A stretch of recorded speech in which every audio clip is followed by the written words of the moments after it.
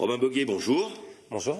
Alors vous lancez une campagne d'information pour aider les particuliers à régler les litiges transfrontaliers. Je dirais qu'il était temps d'en parler puisque ce dispositif d'aide existe depuis bientôt 3 ans. Effectivement, c'était ces deux procédures simplifiées qui existent depuis 3 ans, vous l'avez dit justement. Il était grandement temps de faire connaître ces procédures, d'où l'objectif de notre communiqué de presse et de l'étude que nous avions déjà menée en 2011.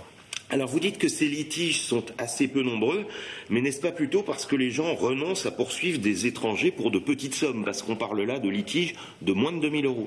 Effectivement. Alors la plupart des gens se sentent démunis lorsqu'ils sont en litige avec un professionnel à l'étranger. Donc dans un tel cas, il faut savoir que ces procédures sont là pour aider le consommateur justement à intenter une action contre un professionnel dans un autre pays de l'Union européenne. Alors est-ce que vous avez des exemples de cas concrets dans notre région de particuliers qui ont des litiges transfrontaliers? Effectivement, alors plusieurs Alsaciens ont traversé la frontière, je pense notamment aux achats de véhicules. Ça arrive régulièrement, le consommateur achète un véhicule d'occasion à un professionnel allemand.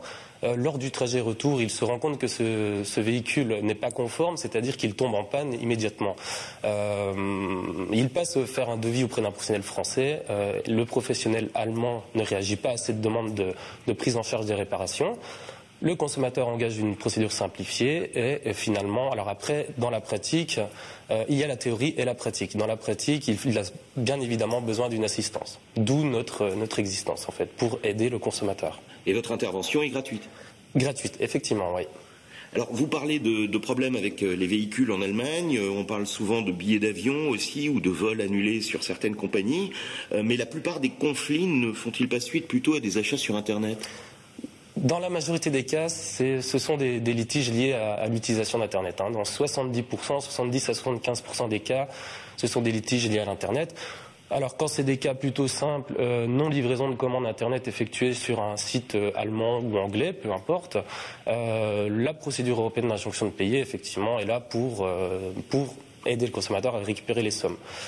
Encore une fois, il y a des difficultés dans la pratique. Mais ces difficultés ont été pointées par le biais de notre rapport.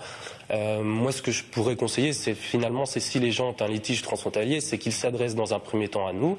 Et si jamais nous n'arrivons pas à obtenir une solution amiable, ce qui peut arriver parfois, à ce moment-là, on peut les aiguiller sur la procédure simplifiée adéquate. Alors précision importante pour finir, ces recours ne sont possibles que lorsque le vendeur se situe dans un pays européen. La copie chinoise non conforme à la commande, vous n'y pouvez rien. Alors là, on n'y peut rien du tout et effectivement, il n'y a pas de mécanisme juridique comme il existe pour ces procédures simplifiées. Acheter sur un site chinois avec des prix intéressants, pourquoi pas, mais derrière, il y a des gros risques. Romain Boguet, merci. Merci.